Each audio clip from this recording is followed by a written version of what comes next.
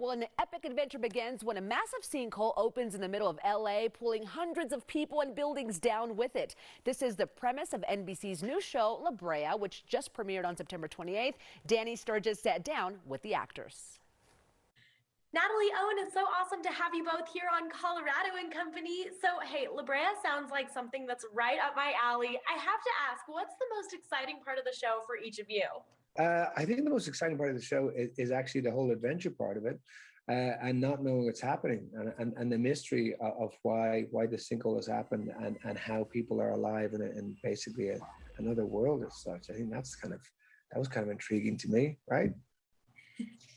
Yeah, I agree. I think that the action part of it was the stuff that I was really into initially when I read the script. I haven't really had the opportunity to do anything like this, so I was really sort of champing at the bit to get in wires and be hoisted up in the air and to run. Although the running I didn't love, jump around and crawl and get in the mud and hang out in forests and all that.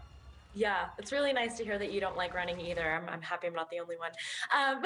Perfect. Well, Natalie, how do you connect with your character? It's Eve Harris, correct? I mean, how would you say that you guys really connect? I did a bit of a character history, which I usually don't do. I'm usually a lot lazier than that.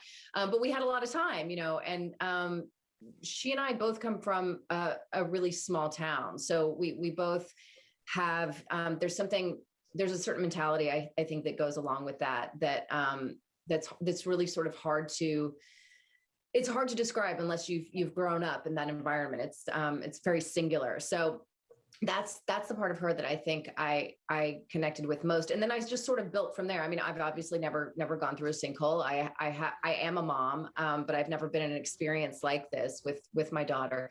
So I had to sort of, do a lot of, I guess, outside in acting. And it seemed to have worked out okay, I guess. That's great. No, I'm sure that we'll be able to see that so well. Owen, I'm going to come to you and ask you the same thing. How do you connect with Gavin Harris?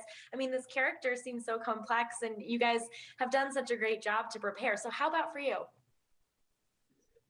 Well, it was difficult because I've only flown a plane a couple of times. I have to go and do quite a bit of research on that. So, but I actually don't have kids, so I had to, thankfully working with Zyra was great because she got to play my daughter. So that was an interesting relationship to explore, and that was quite fun.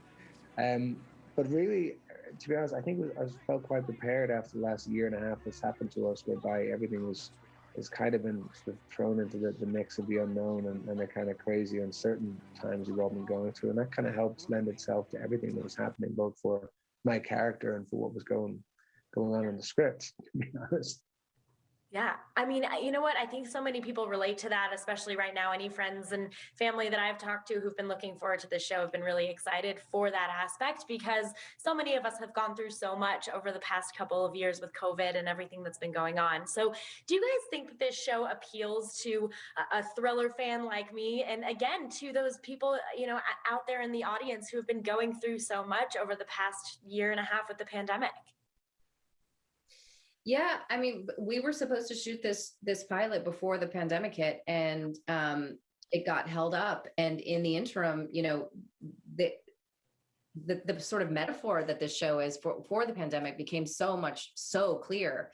And there are a lot of things that I think people will be able to relate to on both up in the above and down below. The separation aspect, the sort of lack of information, the not knowing, the unknown, I guess.